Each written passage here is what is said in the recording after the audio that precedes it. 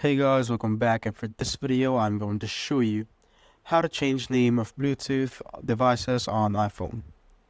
So first what you want to do is open up your settings, then go to Bluetooth, turn on your Bluetooth, and make sure that the device is connected.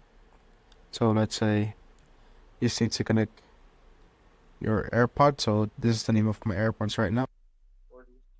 As you can see, it's connected.